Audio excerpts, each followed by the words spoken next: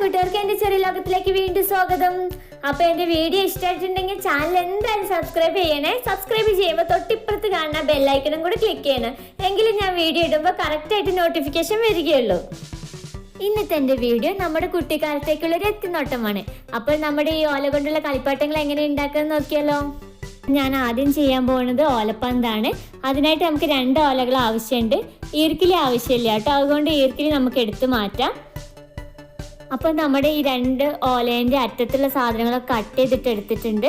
അപ്പോൾ അതിന് ശേഷം ഇതേപോലെ ഓലകൾ ക്രോസ് ചെയ്യണം.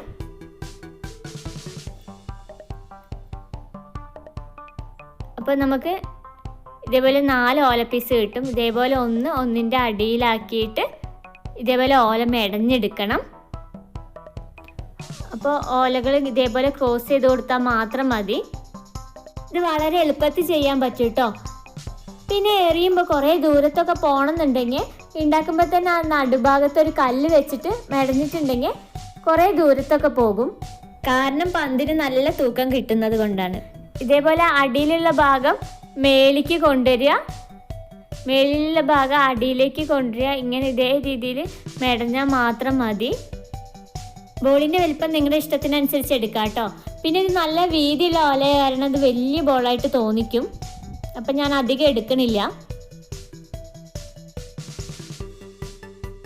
ഇതേപോലെ ബാക്കി വരുന്ന ഓലയുടെ ഭാഗങ്ങളൊക്കെ കട്ട് ചെയ്ത് കൊടുക്കണം.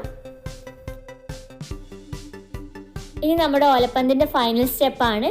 അപ്പോൾ ഈ ഓല എടുത്ത് ഇതേപോലെ കോർത്തെടുക്കാം. അപ്പോൾ ഓരോ ഓലയ്ക്കും പോകാൻ അതിൻ്റെ ഫ്രണ്ടിൽ തന്നെ കറക്റ്റായിട്ട് ഹോൾ ഉണ്ടാവും കേട്ടോ. ആ ഹോളിലൂടെ കോർത്തെടുത്താൽ മാത്രം മതി.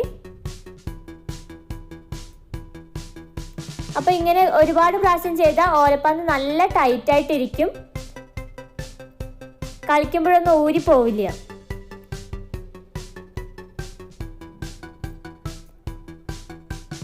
ഇനി ബാക്കി വരുന്ന ഭാഗം നമുക്ക് കട്ട് ചെയ്ത് കൊടുക്കാം. നമ്മുടെ ഓലപ്പന്ത് റെഡി ആയി കഴിഞ്ഞു.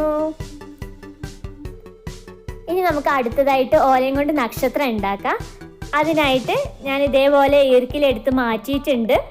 ഇനി ഓലേൻ്റെ തുമ്പ് ഭാഗം ഒന്ന് കെട്ടിക്കൊടുക്കണം. ഇതേപോലെ ഒരു കെട്ടിടണം. ബാക്കി വരുന്ന ഭാഗം നമുക്ക് കട്ട് ചെയ്ത് കൊടുക്കാം. ഇനി ഇതേപോലെ ആദ്യത്തെ ഓല എടുത്തിട്ട് ഇതേപോലെ മടക്കാം. ഇനി രണ്ടാമത്തെ ഓല എടുത്തിട്ട് ഇതേപോലെ ഒന്ന് തിരിച്ച് മടക്കിയെടുക്കണം.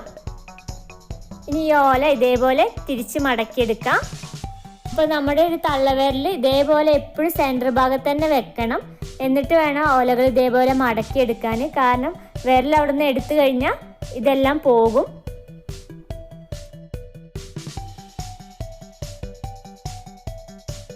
അപ്പോൾ ഇതേപോലെ മടക്കിയെടുക്കാം. ഇപ്പോൾ ഒരു സ്റ്റാറിൻ്റെ ഷേപ്പിൽ വന്നു കഴിഞ്ഞു. ഇനി നമുക്ക് ഓൾറെഡി മടക്കിയെടുത്തതിൻ്റെ മേളിൽ കൂടെ വേണം മടക്കാൻ. ഇനി ഈസി ആട്ടോ മടക്കാൻ. ആദ്യത്തെ റൗണ്ടാണ് കുറച്ച് ബുദ്ധിമുട്ടായിട്ട് വരുന്നത്. ഇനി ഈസി ആയിട്ട് മടക്കാം. കൈ എന്നാലും എടുക്കരുത് കേട്ടോ. അപ്പം അധികം ബലമൊന്നും പിടിക്കേണ്ട സെൻറ്റർ ഭാഗത്ത്. ഇപ്പം നമ്മുടെ സ്റ്റാറിൻ്റെ വലിപ്പം കൂടി വരുന്നുണ്ട്. നക്ഷത്രത്തിൻ്റെ വലിപ്പം നിങ്ങളുടെ ഇഷ്ടത്തിനനുസരിച്ച് എടുക്കാം കേട്ടോ. ഞാൻ ഈ ഓല കംപ്ലീറ്റ് ആയിട്ട് എടുക്കുന്നുണ്ട്. ഓലയുടെ അറ്റം കുറച്ച് നീട്ടത്തിൽ തന്നെ വെക്കണം. ഇനി നമുക്ക് ഈ സ്റ്റാർ ഒന്ന് തിരിച്ചു കൊടുക്കാം. അപ്പോൾ ഇനി ആദ്യത്തെ കോർണറില്ലേ, ആദ്യത്തെ ഓല വേണം എടുക്കാൻ. അതൊന്ന് തിരിച്ച് ഇതേപോലെ എടുക്കണം. എടുത്തു കഴിഞ്ഞിട്ട് ഇതിൻ്റെ തൊട്ടിപ്പുറത്ത് കാണുന്ന ഇതിൻ്റെ ഉള്ളിൽ കൂടെ ഇട്ടെടുക്കാം. എന്നിട്ട് നന്നായിട്ട് ടൈറ്റ് ചെയ്യണേ. ഈ രണ്ടാമത്തെ എടുത്തിട്ട് കറക്റ്റ് സ്ട്രെയിറ്റ് ഇതാ ഇവിടെ കാണുന്നിടത്ത് ഇട്ടെടുക്കാം.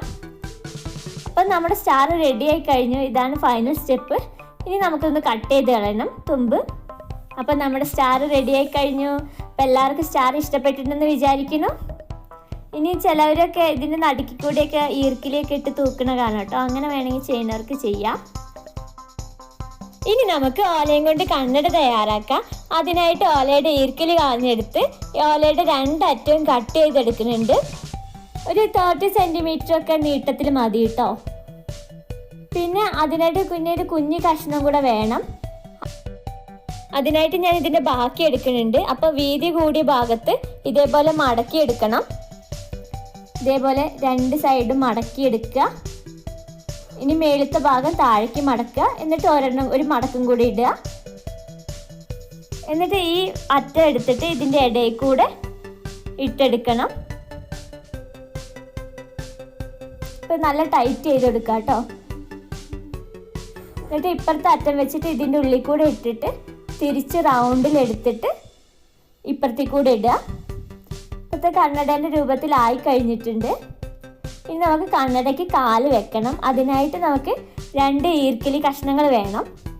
ഈർക്കിലി ഇതേപോലെ ഉള്ളിലേക്കൂടെ ഇട്ടിട്ട് വേണം, ഓലേൻ്റെ ഉള്ളിലത്തെ ഭാഗത്തിൽ കൂടെ ഇട്ടിട്ട് പുറത്തെടുത്ത് പിന്നെ ഒരു പ്രാവശ്യം കൂടി ഉള്ളിലേക്ക് എടുത്തിടണം. ഇതേപോലെ ഈർക്കിലി ഇടാം. ഇനി നമുക്ക് അടുത്ത ഈർക്കിലി ഇതേപോലെ തന്നെ ഇടാം. ഈർക്കിലിൻ്റെ അറ്റം കൂർത്തിരുന്നിട്ടുണ്ടെങ്കിൽ പെട്ടെന്ന് ഇട്ടെടുക്കാം കേട്ടോ. അപ്പം നമ്മുടെ കണ്ണട റെഡിയായി കഴിഞ്ഞിട്ടുണ്ട്.